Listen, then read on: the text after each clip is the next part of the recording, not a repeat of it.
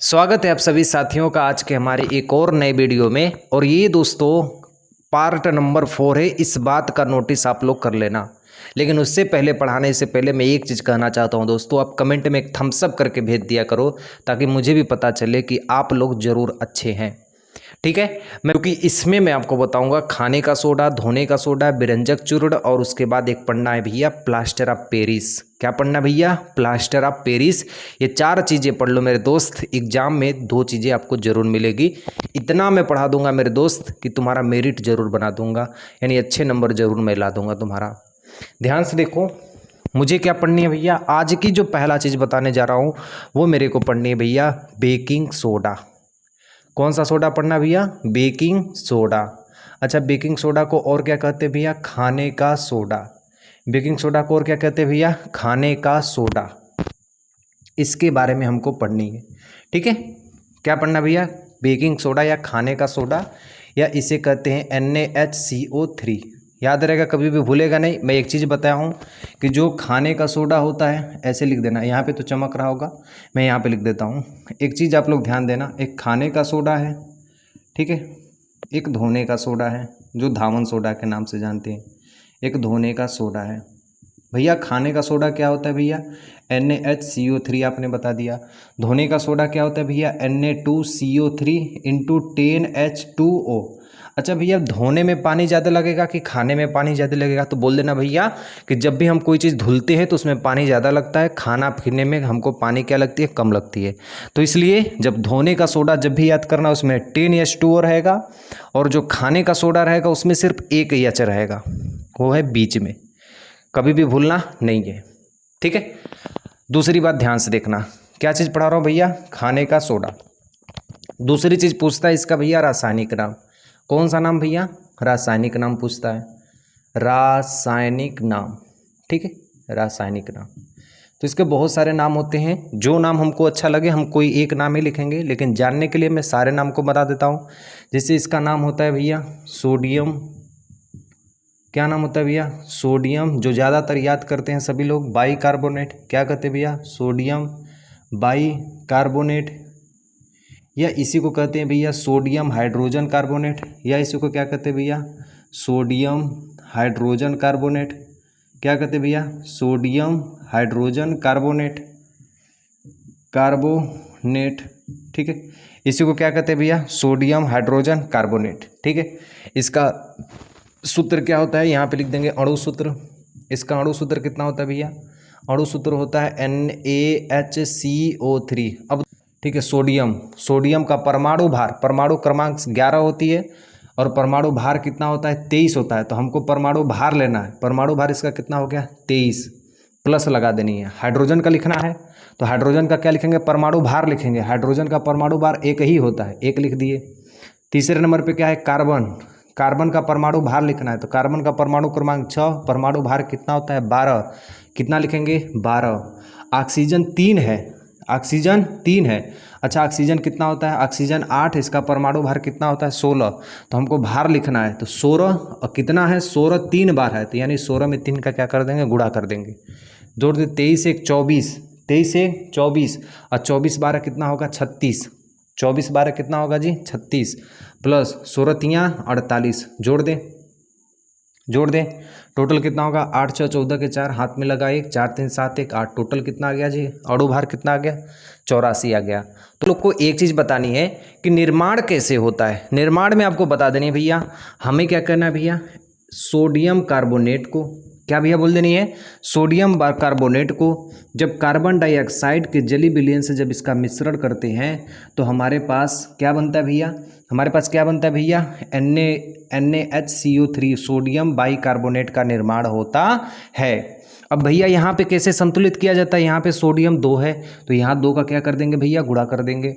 इधर हाइड्रोजन कितना हो गया भैया? 2 हो गया। इधर हाइड्रोजन कितना हो गया? 2। हमने पहले चैप्टर में पढ़ चुका है कैसे समीकरण को संतुलित किया जाता है।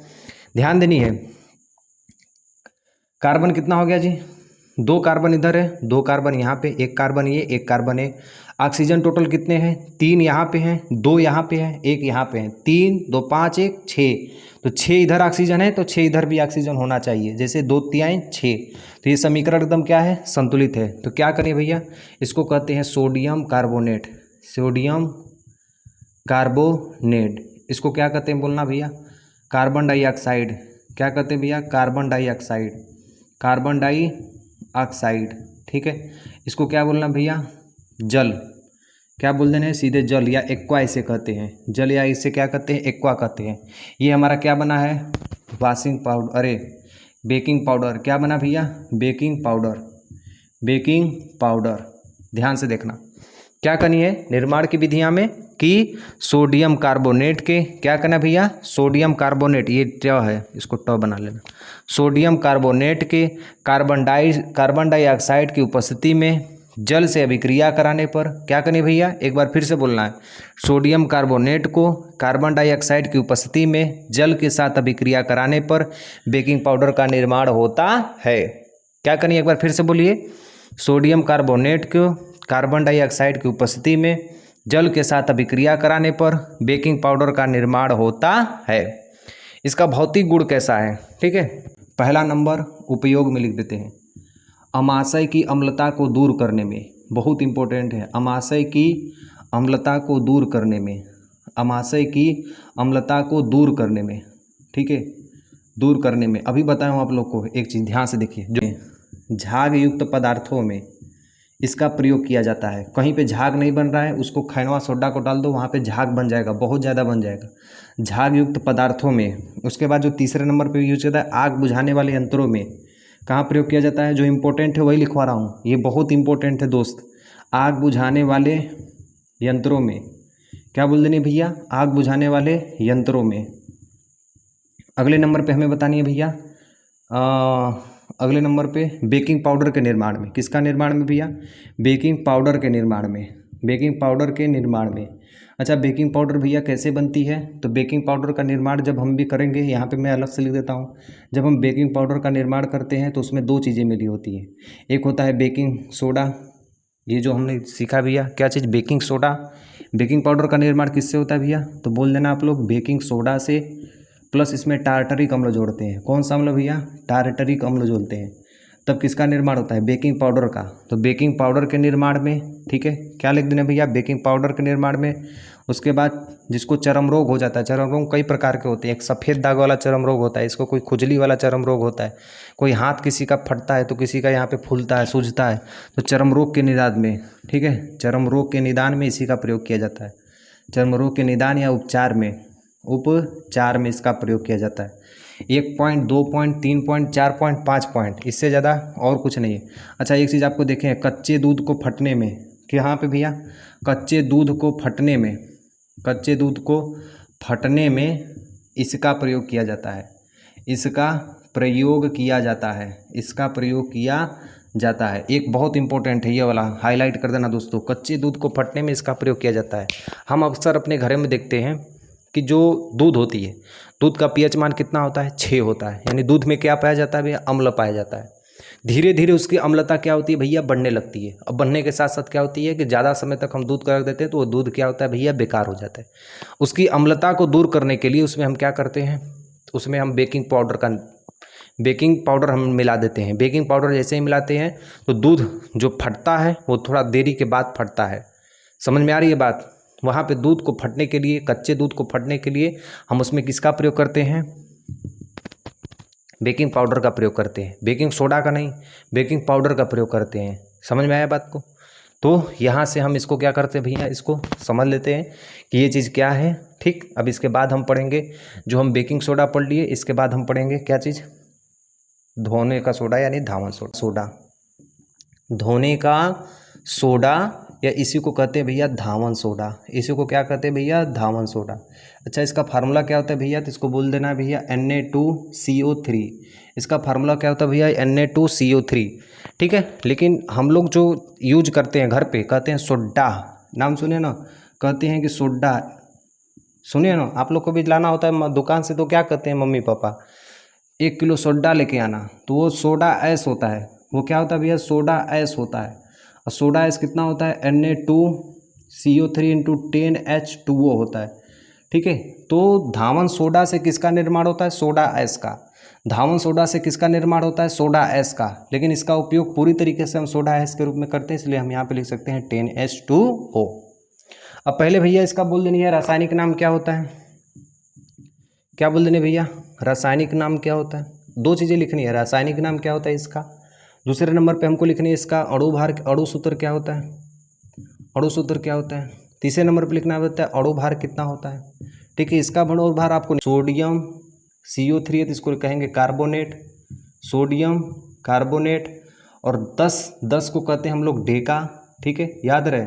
और इसको कहते हैं हाइड्रेट। क्या कहते हैं भैया? हाइड्रेट। याद रहेगा, कभी भी भूलेगा नहीं। क्या करना है भैया? सोडियम कार्बोनेट, बोलो, sodium carbonate Deka hydrate, sodium carbonate Deka hydrate. और इसमें 10 क्यों लगा होता है? क्योंकि धोवन सोडा है, धोने का सोडा है, इसमें पानी की मात्रा क्या होती है? ज़्यादा होती है, इसलिए हम क्या लगते हैं भैया? 10H2O। आपने कभी सोडा लेंगे तो सोडा उसमें होता है, अभी हम इसका उपयोग पढ़ेंगे।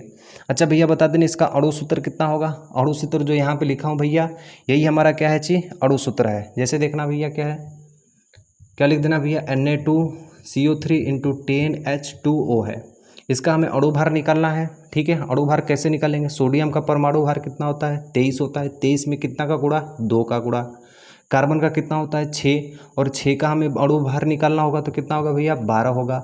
ऑक्सीजन का कितना होता है? 16, लेकिन कितने अणु हैं? 3 अणु हैं। गुणा कर देनी, प्लस कर देनी है, क्योंकि ये वैल्यू अलग है।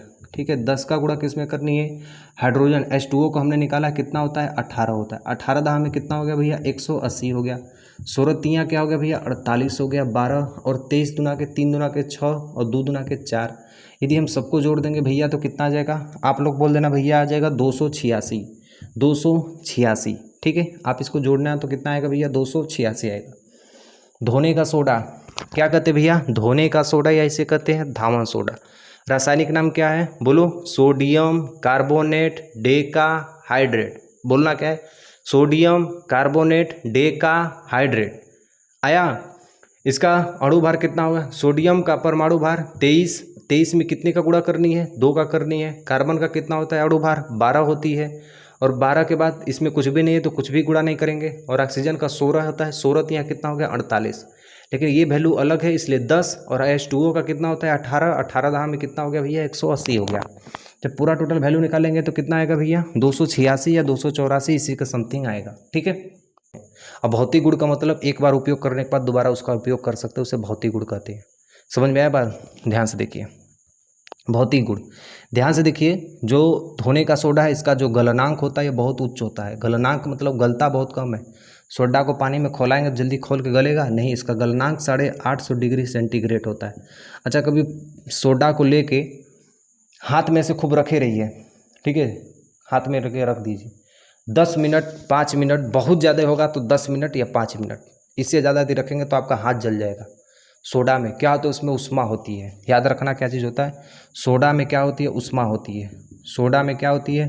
उष्मा होती है।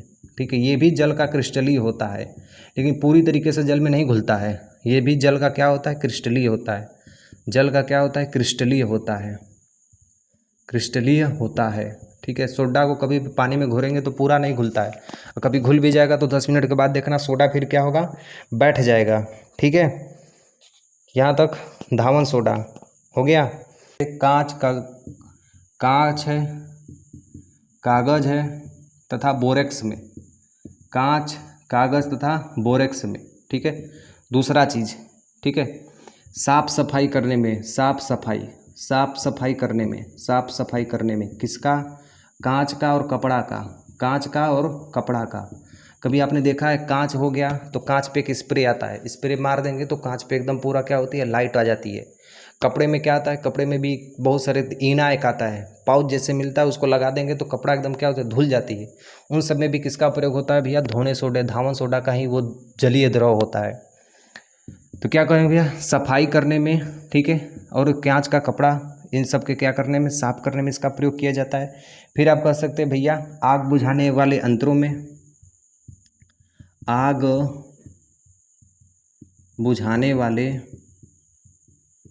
यंत्रों में, और इसका उपयोग कहाँ का होता है? तो आप इसको बोल सकते हैं भैया कांच के बोरेक्स में, साफ सफाई करने वाले कपड़ा में, आग बुझाने वाले यंत्रों में, एक होता है प्रयोगशाला में, उसके बाद एक होता है अपमार्जक में।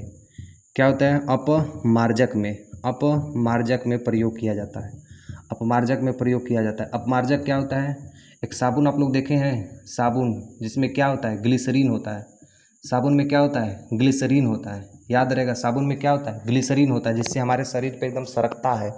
ठीक है, तो साबुन के बाद जो बनता है अपमार्जक, अपमार्जक साबुन से थोड़ा सा कम होता है। जैसे सर्फ एक्सल रिन देखें ना, रिन वाला जो प्रचार आप लोग को आता है, तो साबुन का ही वो क्रिस्टली ठोस होता है, जैसे खूब रगड़ने पे कपड़ा एकदम झाग देता है, तो वो क्या होता है भाई, अपमार्जक होता है। उसको क्या कहते हैं, साइंस के भाषा में उसको कहते हैं अपमार्जक कहते हैं। ठीक है, अब उसके बाद देखना, जल की कठोरता को दूर करने में इसका प्रयोग कहाँ होता है, जल की कठोरता को दूर करने में, जल की कठोरता को दूर करने में इसका प्रयोग किया जाता है, दूर करने में। ठीक है, यहाँ तक दिख रहा है ना, थोड़ा एक बार देख लेते हैं। हाँ दिख रहा है। ठीक है, इसका निर्माण कैसे होता है एक बार बड़ा ध्यान से देखिएगा। इसका निर्माण बहुत आसान है। ठीक है, निर्माण में नमक ले लेना, निर्माण में क्या ले लेना भैया, नमक ले लेना। ठीक है, अमोनिया ले लेना, नमक और अमोनिया। अब उसके बाद जल और कार्बन डाइऑक्साइड। ठीक है, बन जाएगा हमारा Na2CO3। क्या बन जाएगा, Na2CO3। लेकिन साथ साथ इसके साथ साथ अमोनियम क्लोराइड भी विरक्त होगी। ध्यान से देखना, सोडियम क्लोराइड ले लिए, अमोनिया ले लिए, जल ले लिए, कार्बन डाइऑक्साइड ले लिए, तब हमारे पास क्या बनेगा,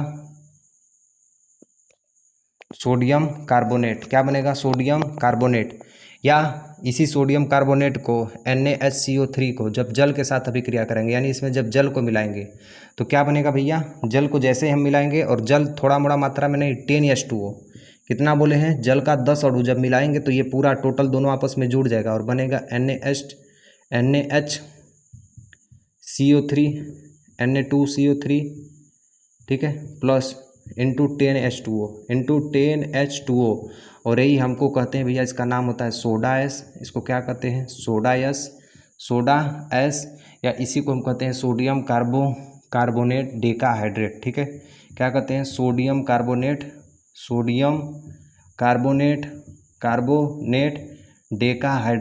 डेकाहाइड्रेट।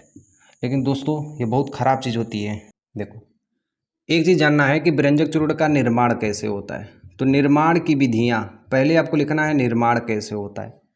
सबसे पहले देखो कि निर्माण किस तरह से होता है और कैसे बनता है ये। ठीक है, सबसे पहले ध्यान दो, कैल्शियम हाइड्रोक्साइड, यानी कैल्शियम हाइड्रोक्साइड को क्या कहते हैं, बुझा चूना। बोलो, कैल्शियम हाइड्रोक्साइड को क्या कहते हैं, बुझा चूना। इसके संग क्लोरीन को मिला देते हैं। अभी गैस नहीं है, लेकिन जैसे ही मिलाते हैं हमको क्या प्राप्त होता है, सोडियम क्लोरोहाइपोक्लोराइट या क्लोराइड ऑफ लाइम, या इसी को कहते हैं ब्लीचिंग पाउडर। और लेकिन साथ में ब्लीचिंग पाउडर साथ में इसमें जल की भी क्या होती है, मुक्ति होती है। जैसे देखो यहाँ पे 2 हाइड्रोजन है, 2 हाइड्रोजन यहाँ पे हो गया, 2 ऑक्सीजन है तो 1 ऑक्सीजन यहाँ पे, 1 ऑक्सीजन यहाँ पे हो गया, 1 कैल्शियम यहाँ पे, 1 कैल्शियम यहाँ पे, यानी समीकरण क्या एकदम है, संतुलित है। तो हम कह सकते हैं कि बुझा हुआ चूना के संग क्लोरीन को मिलाने के साथ हमें ब्लीचिंग पाउडर का निर्माण होता है। साथ में जल क्या होती है, मुक्त होती है। कैसे बोलनी है, कैल्शियम हाइड्रोक्साइड और क्लोरीन के विलयन से ब्लीचिंग पाउडर का निर्माण होता है। क्लियर। अब देखो इसमें कौन सी गैस मिलाई गई है, क्लोरीन गैस। इसलिए जब इसके गुण में लिखेंगे तो ये क्लोरीन की गंध देती है। पहला नंबर पर लिखना है, क्या देती है, क्लोरीन की गंध देती है। दूसरा पॉइंट पे लिखना है, ठीक है, ध्यान रहे। दूसरा पॉइंट पे हमको लिखना है, ये जल में अल्प विलेय होता है। जल में अल्प विलेय होता है। ठीक है, जल में अल्प विलेय होने के कारण इसमें अशुद्धियाँ पाई जाती हैं। क्या पाई जाती हैं, अशुद्धियाँ पाई जाती हैं। एक चीज़ तुम ध्यान से देखो, ये बुझा हुआ चूना से बना है। ये कैसा बना है, बुझा हुआ चूना का रंग कैसा होता है, हल्का दूधिया रंग का होता है। सब पूरा एकदम सफ़ेद नहीं होता है चूना, लेकिन हल्का दूध रंग का होता है। उसी तरह कहते हैं कि ये घुलने के बाद जैसे ही जल में इसको घोलेंगे तो ये हल्का दूधिया रंग का होता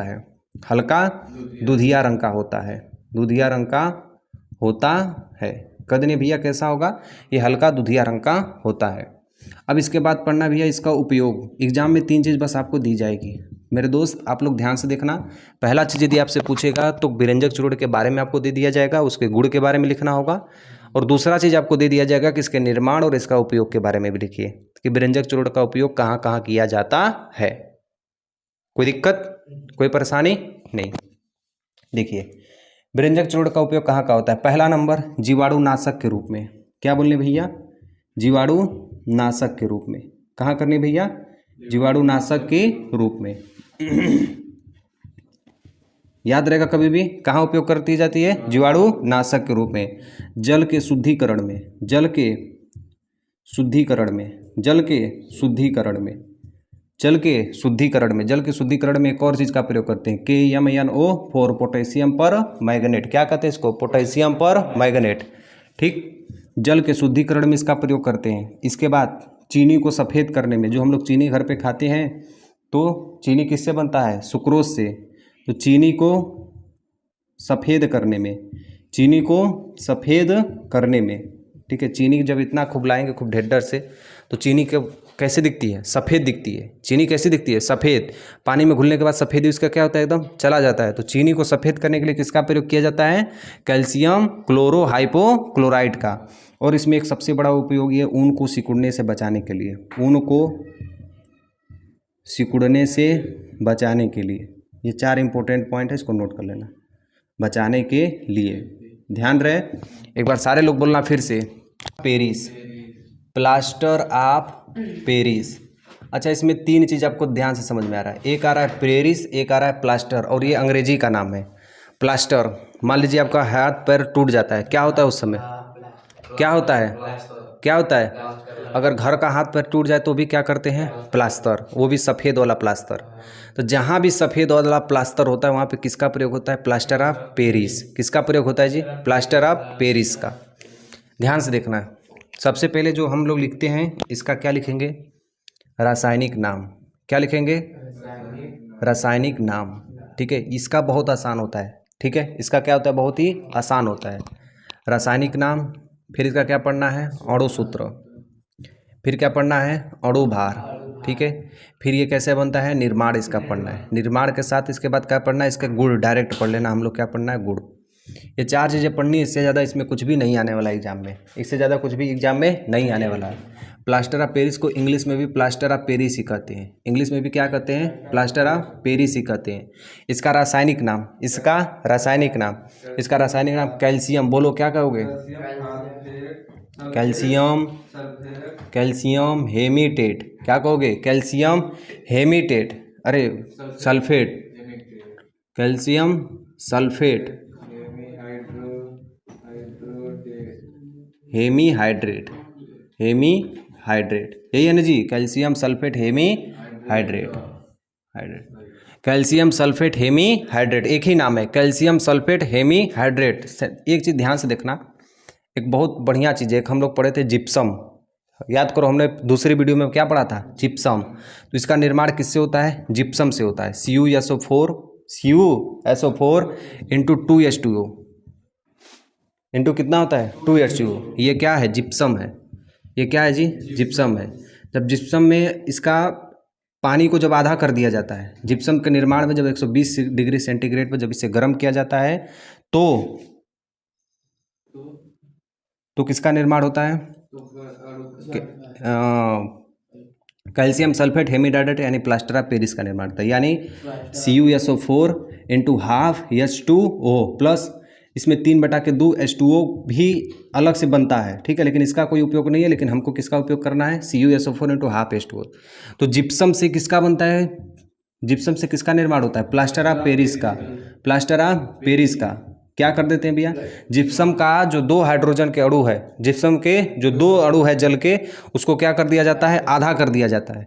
तो किसका निर्माण होता है, प्लास्टर ऑफ पेरिस का निर्माण होता है। देखो यहाँ पे ये 120 सेंटीग्रेड जो आपको दिख रहा है, इसका मतलब होता है कि इसको या तो हम कह सकते हैं, अन्य नाम से भी कह सकते हैं, ये 100 डिग्री सेंटीग्रेड है। बंद हो गया, हाँ दिख रहा है ना, चलो ठीक। इसको हम कह सकते हैं, अलग अलग नामों में कह सकते हैं। यदि ये 100 डिग्री सेंटीग्रेड पे इसको गर्म करते हैं तो हमें प्लास्टर ऑफ पेरिस का निर्माण होता है। ये 3/2 H2O तब नहीं होगा। यानी कहने का मतलब है कि इसको हम लिख सकते हैं 373 डिग्री 373 केल्विन, या इसको 100 से डिग्री सेंटीग्रेड कर सकते हैं, या इसको कहते हैं 60 डिग्री आर्क रेडियन कर सकते हैं, या इसको कर सकते हैं 212 डिग्री फ़ारेनहाइट। ये सब मान क्या होते हैं भाई, एक ही बराबर होते हैं, या 100 डिग्री सेंटीग्रेड भी कर सकते हैं। ये सब मान आपस में क्या होते हैं, एकदम बराबर होते हैं। ये आपस में क्या होते हैं, मान एकदम बराबर होते हैं। कहाँ पर का कितना है 63.5, ठीक है, प्लस कर देना। सल्फर है, क्या है सल्फर, आगे ऑक्सीजन कितना है जी 4 है। ऑक्सीजन का कितना होता है 16 गुणे 4 प्लस 1/2 H2O का कितना होता है डायरेक्ट एक ही बार 18, तो 2 9 18। इन सबको यदि जोड़ दिया जाए, इन सबको यदि जोड़ दिया जाए तो कितना मान आता है 136.134, 136.134। अब इसके बाद गुण में लिख देना कि हमको इसका गुण नहीं उपयोग डायरेक्ट लिखो कि इसका उपयोग कहाँ कहाँ होता है। तो लिख देना टूटी फूटी हड्डियों या टूटी फूटी दीवार को जोड़ने में, क्या लिखना है, टूटी फूटी हड्डियों या टूटी फूटी, ठीक तो है जी, मूर्ति सजावट और खिलौना के निर्माण में। उसके बाद है इसका उपयोग चिकित्सा दीवारों को चिकना बनाने में, मैं यहाँ पे लिख दिया हूँ। और इसे अग्निरोधक पदार्थ में भी प्रयोग किया जाता है। कौन से पदार्थ में, अग्निरोधक पदार्थ में उपयोग किया जाता है। उपयोग, ये इससे ज़्यादा कुछ नहीं लिखना, बस इतना लिख दोगे तुम्हारा पूरा नंबर मिल जाएगा। अग्निरोधक पदार्थ में उपयोग किया जाता है। ये 3 point very very important, plaster of Paris 3 point very very important. Thank you so much.